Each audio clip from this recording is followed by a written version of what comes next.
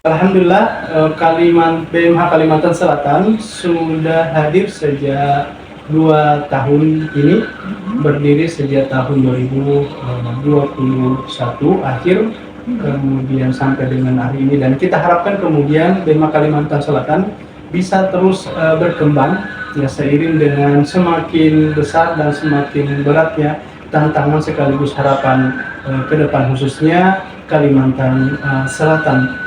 Jadi BMH ini adalah lembaga zakat, ya, lembaga yang kemudian mengelola dana umat, gitu ya, berupa zakat, infak, sedekah, wakaf, dan juga CSR. Nah, lalu kemudian donasi tersebut ya diolah dan didistribusikan kepada mereka yang berhak menerimanya.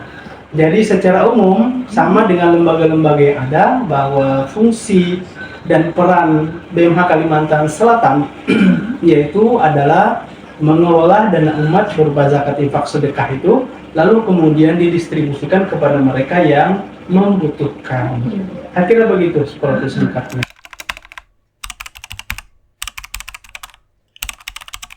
Sebagaimana kita ketahui bahwa Kalimantan Selatan itu terkenal dengan kota yang religius, di mana di sini tuh banyak guru, banyak habib ya, yang kemudian banyak memberikan kemanfaatan. Nah, hanya saja setelah kita melakukan pemetaan dari sisi kegiatan pembinaan dan sebagainya, ternyata di pelosok-pelosok wilayah Kalimantan Selatan masih banyak yang sama sekali tidak tersentuh aktivitas kegiatan pembinaan, baik berupa pembinaan spiritual gitu ya maupun pembinaan sosial. Nah, karena itu BMH hadir dan datang untuk kemudian menjembatani ya kebaikan seluruh umat masyarakat, khususnya Kalimantan Selatan, agar supaya aktivitas kegiatan pembinaan di daerah-daerah terpencil, daerah-daerah terluar, pelosok itu juga bisa kita jangkau. Tentu kehadiran BMH di sini menghadirkan guru-guru ya, untuk kemudian kita tugaskan dan bekerja di sana sebagai pembinaan, dan mereka inilah yang kemudian menjadi ujung tombak dari kegiatan pembinaan yang ada di pelosok itu, di mana seluruhnya sepenuhnya itu menjadi tanggung jawab ataupun mereka itu mendapatkan support dari kami. Nah, sehingga kehadiran kami di Kalimantan Selatan itu adalah sesungguhnya menjembatani kebaikan orang-orang yang mampu terhadap mereka yang membutuhkan di daerah, hatta ya termasuk juga diantaranya dari sisi pembinaan spiritual. Nah, tentu guru-guru yang ada di daerah yang telah bertugas memberikan pembinaan bimbingan dari sana, tentu mereka butuh support baik dari sisi keperluan harian, kemudian operasional dakwah dan sebagainya. Dan tentu saja kehadiran kami di Kalimantan Selatan adalah untuk menjembatani kebaikan umat ini antar orang yang mampu kepada mereka yang membutuhkan. Sampai dengan hari ini ada 5 daerah yang menjadi mitra kita selama ini, yang memang concern di 2 bidang.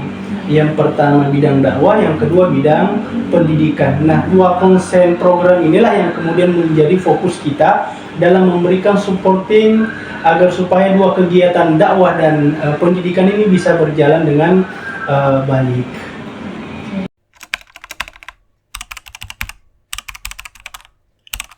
Alhamdulillah ya, luar biasa antusias mereka dengan kehadiran kita, dengan support kita, tentu saja menjembatani kebaikan umat ini untuk menyampaikan amanah-amanah baik dalam bentuk material ya, dalam bentuk dana dan sebagainya untuk mereka. Nah, daerah-daerahnya itu adalah yang pertama Kota Baru. Di sana ada guru kita, ada Ustadz kita, Ustadz Harmoko. Kemudian di Kabupaten Tanjung Tabalong, di sana ada Ustadz Rahman. Kemudian di Kabupaten Tanah Bumbu, di sana ada Ustadz Salimul Qalbi.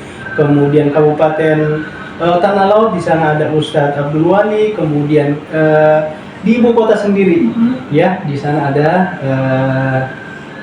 berbagai ustadz ya, guru yang ada di tempat ini sebagai selaku ibu kota gitu ya, yang banyak memberikan, yang kemudian kegiatan pembinaannya juga banyak baik dari sisi dakwah maupun dari sisi pendidikannya dalam bentuk formal maupun dalam bentuk informal kegiatan-kegiatan itu.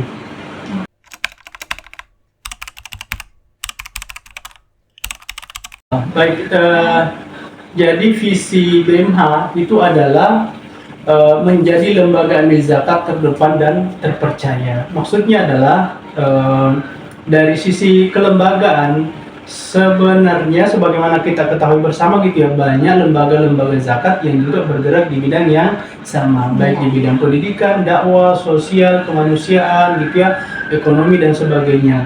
Nah, BMH sendiri sesungguhnya konsen khususnya di Kalimantan Selatan ya hanya konsen pada program kegiatan pendidikan dan dakwah. Adapun kegiatan kemanusiaan dan sebagainya itu bergantung pada kondisi dan situasi kita di sini gitu ya.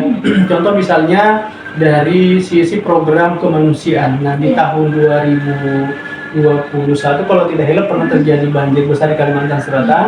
Nah, kita di sana hadir dalam program kemanusiaan dan luar biasa antusiasme para donatur gitu ya dari berbagai wilayah, tidak hanya di wilayah Kalimantan Selatan, bahkan datang dari bantuan dari Kaltim, dari Pulau Jawa dan sebagainya, semua kita himpun lalu kemudian bantuan kemanusiaan itu kemudian kita salurkan dan berikan kepada mereka yang sedang ditimpa musibah banjir pada saat itu. Nah, dari sisi dakwah dan pendidikan tentu saja kita ini ingin menjadi lembaga zakat yang terdepan, artinya ya terdepan dari sisi regulasi, kemudian terdepan dari sisi trust maupun kepercayaan gitu ya, kemudian terdepan dalam memberikan kemanfaatan lebih luas kepada seluruh lapisan masyarakat yang memang benar-benar membutuhkan dan tentu saja terpercaya.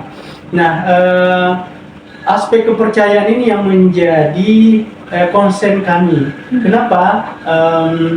Tentu sebagai lembaga zakat yang kita butuhkan adalah bagaimana menjaga kepercayaan para donatur gitu ya, ketika mempercayakan atau mengamanahkan donasi tertentu untuk kemudian kita salurkan. Jadi dari sisi dari sisi yang memungkinkan tingkat kepercayaan itu tetap terjaga, maka beberapa prosedur penyaluran itu kita laksanakan, mulai dari aspek dokumentasi, kemudian updating program, kemudian laporan dan sebagainya, itu semua kita lakukan agar supaya baik yang berdonasi, yang menerima donasi dan kita yang menyelenggarakan program itu bisa menerima informasi sebaik-baiknya sesuai dengan kondisi dan situasi yang sedang kita laksanakan, kerjakan. Prosesnya itu memang juga cukup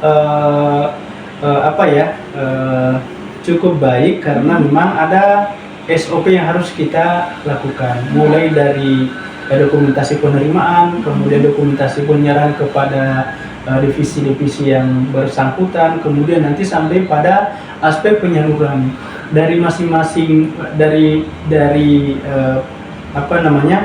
periode awal sampai sesi penyerahan itu semua terdokumentasikan dengan baik. Lalu kemudian diolah oleh tim digital marketing ya, lalu kemudian dilakukan publikasi dan update dari setiap program penyaluran yang kita lakukan. Nah, itu diantaranya ya, agar supaya kegiatan dan aktivitas penyaluran itu bisa tetap terpercaya.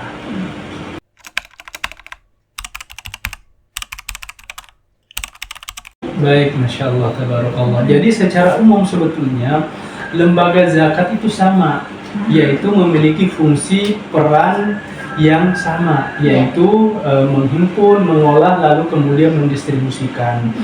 Hanya saja yang kemudian menjadi pembeda kami di BMH itu adalah yang pertama, BMH ini didirikan oleh sebuah organisasi, lalu kemudian diharapkan bisa memberikan kemanfaatan yang lebih luas kepada masyarakat, sehingga jangkauan bantuannya itu tidak hanya mencakup pada aspek lembaga-lembaga tertentu, tetapi kemudian bisa menjangkau semua lapisan masyarakat yang memang benar-benar membutuhkan. Lalu kemudian BMH ini dihadirkan.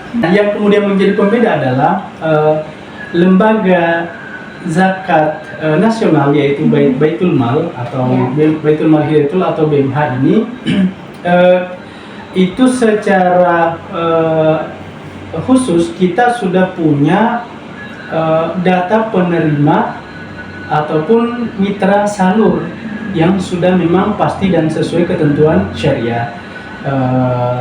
Sebagaimana kami sampaikan tadi, setidaknya ada 5 tempat yang menjadi mitra salur kita. Yang pertama Kota Baru, kemudian Tanah Bumbu, kemudian Tanjung Tabalong, kemudian apalagi tadi Pelihari ya, Tanah Laut, kemudian Banjarbaru sendiri.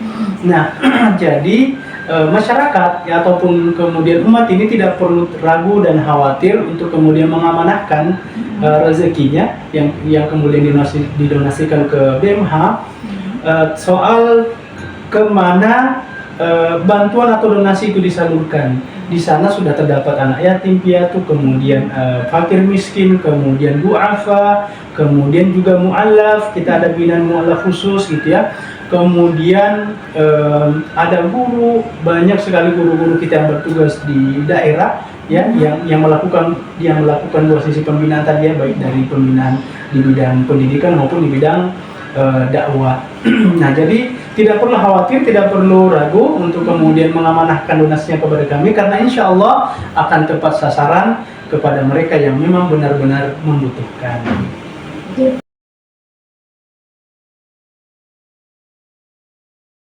Baik, Masya Allah, tabarakallah. Jadi gini, setiap kali ada musibah kemanusiaan, maka kemudian langkah pertama yang harus kita lakukan devisi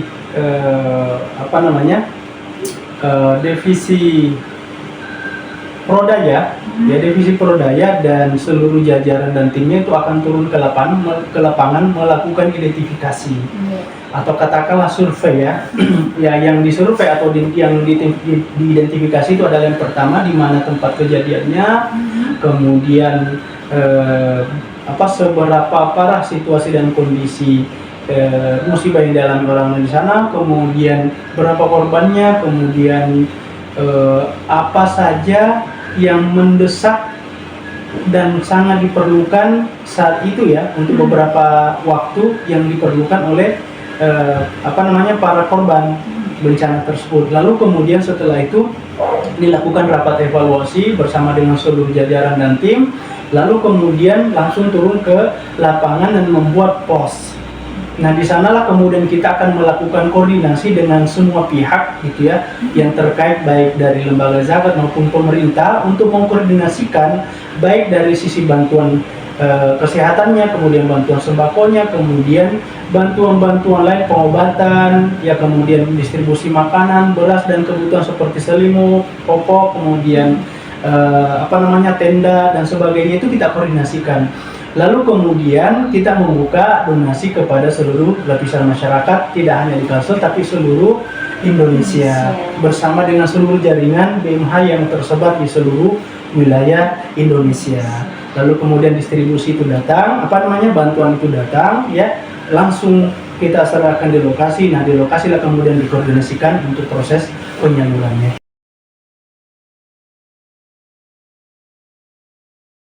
Luar biasa, dari data yang terhimpun itu hampir 1,5 miliar ya, bantuan dalam bentuk uang, kemudian bantuan dalam bentuk barang, materi dan sebagainya. Itu mungkin kalau diestimasi nilainya ya kira-kira 300 jutaan.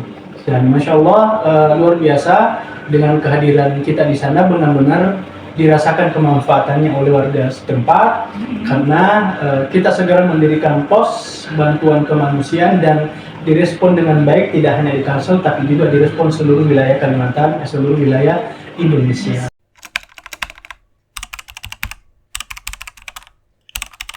Kita ada beberapa program.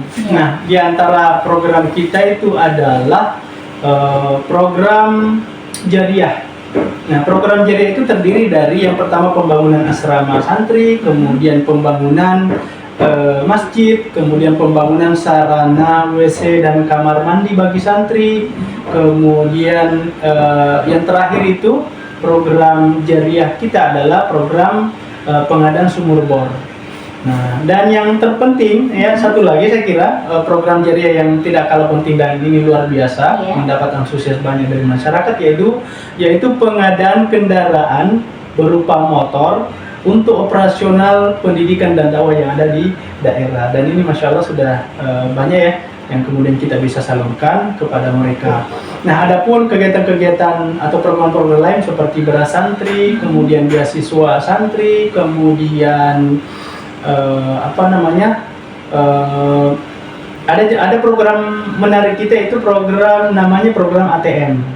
Iya, ATM itu adalah ajak ya anak yatim, gitu ya, ajak anak yatim, kemudian ditraktir, kemudian main gitu ya, diajak main kemana saja gitu ya yang mereka mau, entah itu ke mall, entah itu kemana saja, ke ruang-ruang publik di mana di sana ada sarana permainan. Kemudian yang terakhir kita ajak jalan-jalan belanja pakaian baru di toko maupun di pasar. Dan satu lagi nih, dan ini adalah merupakan program ekspos kita, yaitu program utama, yaitu program Bina Mu'allaf yang ada di Kabupaten Kota Baru. Masya Allah, tabarakallah, pembinaan mu'alaf ini khususnya di Kota Baru itu sudah berjalan kurang lebih 8 tahun gitu ya, dengan dua dai yang memang sudah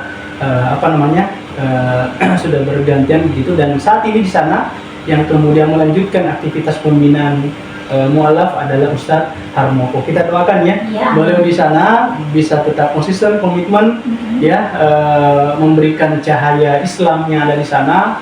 Tentu saja harapan, doa serta support dari kita semua, kegiatan atau program ekspos ini, program utama ini bisa berjalan baik dan lancar. Amin ya robbal alamin. Jadi memang yang kita bina memang betul-betul mu'alaf yang ada di pelosok itu ada sekitar 4 bahkan 5 desa ya yang dibina sejak tahun 2016 sampai dengan hari ini. Masya Allah, ya, 7 atau 8 tahun lah kira-kira. Nah, ada desa Bangkalan Dayak, kemudian ada desa Lalapin, Karangliwar, kemudian ada Batu Lasung, kemudian satu lagi itu saya lupa namanya, dan itu sudah berjalan sejak tahun 2016. Dan kita doakan semoga ya dai dan ustadz serta guru kita yang bertugas di sana memberikan penerang ya, cahaya, baik cahaya agama maupun cahaya Al-Quran, bisa kemudian bersabar yang menjalani tugas pembinaan di sana. Dan tentu saja ayo kita support ustadz, dai dan guru kita yang sedang bertugas di sana. Begitu kira-kira.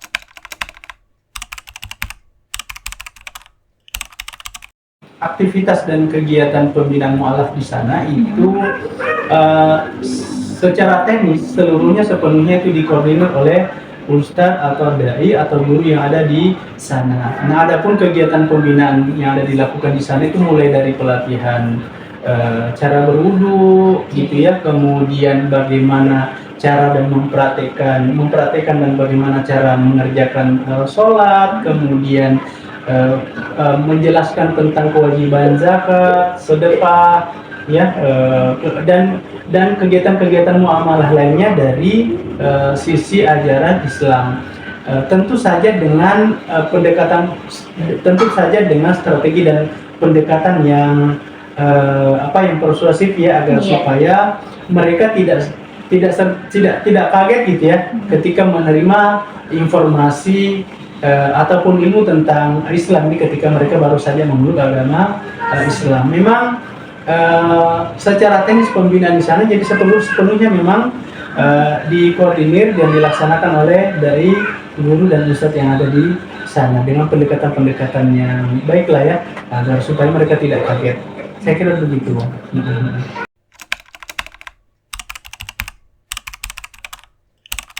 Masya Allah, tabarakallah. Kita doakan ya para pemirsa, sahabat BMH dan dermawan di mana saja berada ya, bersama kami ya BMH ya, semuanya tanpa terkecuali ya bisa mempercayakan donasinya ya baik dalam bentuk zakat, infak, sedekah, wakaf dan CSR untuk kemudian kita olah dan didistribusikan kepada mereka yang membutuhkan. Tentu saja diantaranya kepada mereka yang sudah memang menjadi mitra salur kita selama ini. Bisa dan dapat menghubungi kami, bisa datang langsung ke mana ini? Bisa langsung datang ke kantor sekretariat perwakilan BMH Kalimantan Selatan di Jalan R.O. Ulin, RT 1 nomor 32. Dan lebih mudah lagi bisa mengikuti media sosial kita ya, di mana saja BMH punya media sosial, FB, TikTok, IG, kemudian apa aja, YouTube gitu ya, bisa dicari dengan alamat BMH Kalsel. Insya Allah akan mudah ditemukan, klik saja BMH Kalsel dan insya Allah kita bisa bersilaturahim dan berkomunikasi melalui media-media sosial yang sudah kita sediakan, atau bisa menghubungi juga secara langsung nomor kontak admin ya. Nah, kontak admin saya kira itu.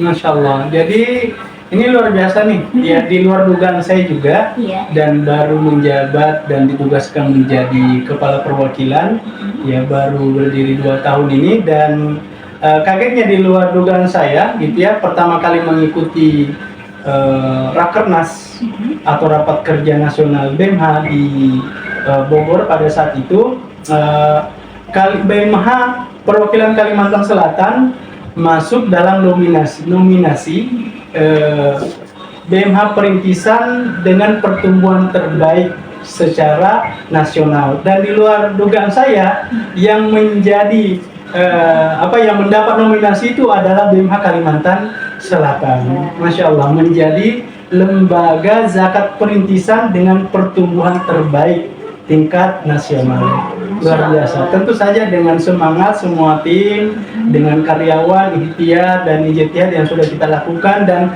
tentu saja ya tidak terlepas dari semua sahabat BMH di mana saja berada gitu ya, dalam mempercayakan donasinya bersama dengan BMH. Insya Allah ke depan kita akan tunggu prestasi apa lagi yang akan kemudian kita bisa raih, tentu saja bersama dengan para donatur dan sahabat BMH yang ada di sana.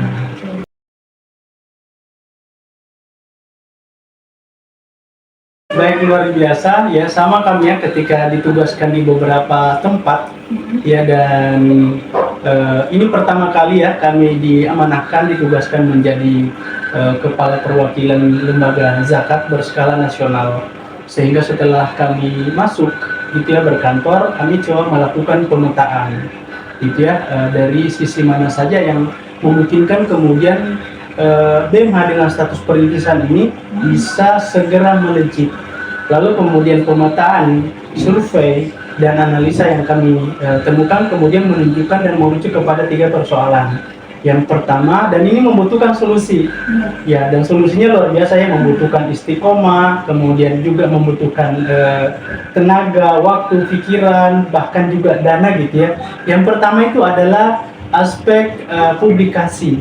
Nah, di Kalimantan Selatan BMH baru hadir, dan perlu agar supaya dikenal, maka kita harus melakukan aktivitas dan kegiatan publikasi agar supaya di BMH dikenal, baik dari sisi peran, fungsi, dan tujuan dihadirkan atau berdirinya di Kalimantan Selatan. Kemudian yang kedua itu dari sisi SDM ya, bagaimana kemudian ya SDM, karyawan dan sebagainya, bagaimana kemudian dalam melaksanakan tugasnya di divisi masing-masing itu benar-benar sesuai dengan skill yang mereka yang dibutuhkan ya, sesuai dengan skill yang dibutuhkan. Lalu kemudian kami menemukan solusi agar supaya skill BMH ini dinaikkan, yaitu dengan mengikutkan semua ya amil, staf, karyawan dalam kegiatan training peningkatan skill amil. Kemudian yang terpenting, kemudian yang ketiga itu dari sisi operasional ya, dana operasional. Sebagaimana kemudian kita pahami bersama bahwa seluruh dan kegiatan aktivitas gitu ya tidak bisa kemudian berjalan begitu saja tanpa kemudian ada support dari sisi pendanaan. Maka kemudian untuk mensupport seluruh kegiatan aktivitas kegiatan BMH, kita di tahap-tahap awal itu memang bagaimana menemukan dana anggaran agar supaya seluruh kegiatan dan aktivitas BMH itu bisa berjalan dengan baik, mulai dari sisi peningkatan skill amil, kemudian biaya operasional, dan kemudian biaya tugas dinas ke daerah-daerah dalam rangka mendengar, ya, kemudian melakukan survei kegiatan dan program sebelum kemudian kita lakukan penyaluran. Jadi jadi 3 sisi itu yang kami genjot, ya, di awal-awal kehadiran BMH Kalimantan Selatan. Jadi yang pertama dari sisi peningkatan skill SDM, kemudian yang kedua bagaimana kemudian mempublikasikan BMH agar dikenal oleh masyarakat luas, kemudian yang ketiga bagaimana kemudian menyediakan dana operasional untuk kebutuhan operasional BMH.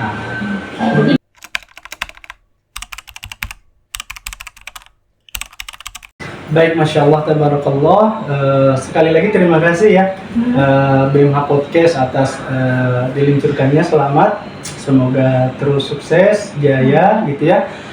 Sebagai closing statement saya pada momen perdana yang luar biasa ini, saya menyampaikan kepada sahabat BMH di mana saja berada bahwa dengan berdonasi, memberikan, mengamanahkan donasinya dalam bentuk zakat, infak, sedekah, wakaf, dan CSR, insya Allah BMH menjadi lembaga yang aman dari sisi regulasi, aman syar'i, kemudian yang ketiga aman NKRI.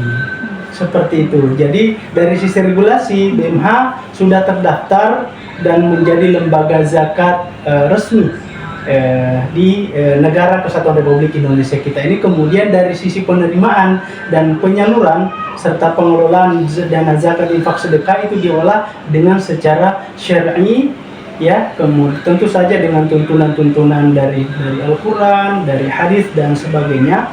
Kemudian yang ketiga aman NKRI. Jadi lembaga zakat BMH Baitul Mal Hidayatullah ini insya Allah aman NKRI. Kenapa? Dari masyarakat, oleh masyarakat, dan kehadirannya juga untuk masyarakat.